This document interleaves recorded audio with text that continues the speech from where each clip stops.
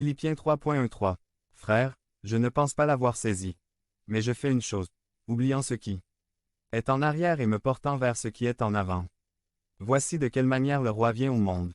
Matthieu 1,18 à 25. MT 1,18 à 25. Voici de quelle manière arriva la naissance de Jésus-Christ.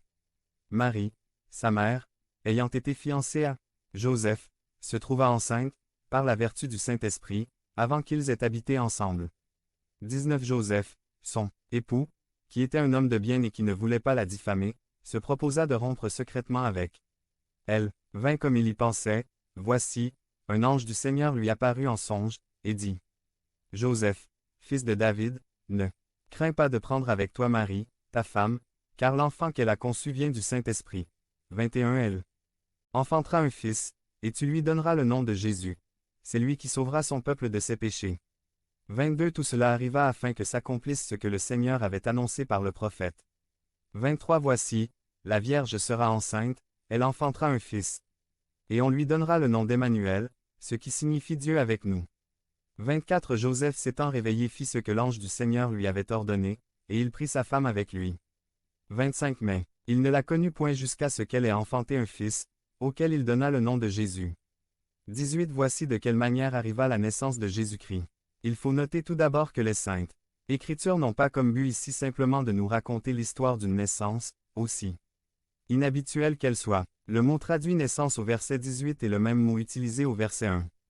Généalogie de Jésus-Christ, fils de David, fils d'Abraham, grec. Biblio-Geneseo égale le livre de l'origine de Jésus-Christ. L'origine de Jésus s'explique d'une part du fait qu'Abraham MT 1.2.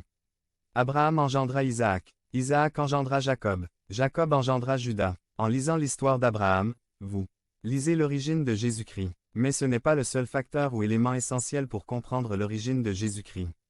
Nous le notons par la discontinuité dans la liste des engendrés. S'il n'y avait pas la difficulté de prononcer les noms, on serait bercé par la cadence d'un tel qui engendre un tel qui engendre un tel qui engendre un tel. Mais le récit des engendrés s'arrête brusquement. Reprenons la lecture à MT 1,13 à 16 Zorobabel engendra Abiod. Abiod engendra Eliakim. Eliakim engendra Ézer. 14 Ézer engendra Sadoc. Sadoc engendra Hachim. Hachim engendra Eliod. 15 Eliod engendra Éléazar. Éléazar engendra Mathan. Mathan engendra Jacob. 16 Jacob engendra Joseph, l'époux de Marie, de laquelle est né Jésus, qui est appelé Christ. Le verbe engendrer est utilisé 41 fois dans ce chapitre, et 2 fois dans le verset 16, une fois en parlant de Joseph et une deuxième fois en parlant de Jésus, qui est appelé Christ. La 40e fois que l'auteur